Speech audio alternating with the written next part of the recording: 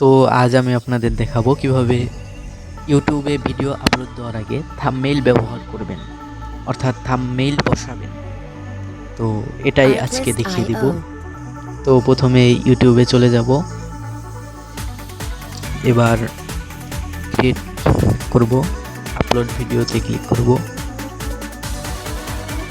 এবার ওয়েট করে একটু আসছে, সিলেক্ট ফাইল দেব। এবার এখান থেকে আমার ফাইল থেকে আমি যে ফাইলটি তৈরি করে রেখেছিলাম ওটা সিলেক্ট করে নেব, ওপেন করে নেব। ওপেন কিন্তু হয়ে গেছে, দেখতে পাচ্ছেন এই যে কিন্তু আপলোড হচ্ছে। এবার থাম্বনেইল কোথায় বসাবো? থাম্বনেইল বসাবো এই যে, তো নিচে দেখতে পাচ্ছেন এই যে থাম্বনেইল, আপলোড থাম্বনেইল, ওইখানেই কিন্তু থাম্বনেইল যোগ করব। তো যোগ করি, ফাইল থেকে আমি আগে একটি থাম্বনেইল তৈরি করে রেখেছিলাম, তো ওইটা আমি এখানে বসিয়ে দেব। এভাবেই কিন্তু আপনারা থাম্বনেইল বসাবেন। এবং এটি কোথা থেকে কিভাবে বানাবেন তো এটা পরে দেখিয়ে দেব।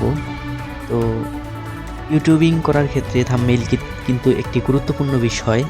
এই থাম্বনেইল যদি ভালো না হয় তাহলে কিন্তু আপনার চ্যানেলে অর্থাৎ ভিডিওতে ভিউ আসবে না, তো অনেক প্রবলেম হবে, মনিটাইজেশন হবে না।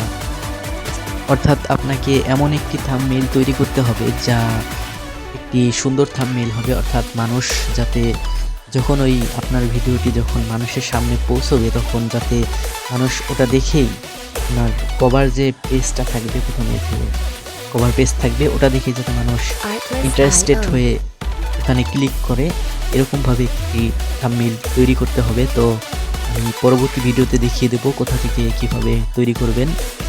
তো ভিডিওটি আজ এই পর্যন্তই। তো ভিডিওটি ভালো লাগলে লাইক দিবেন।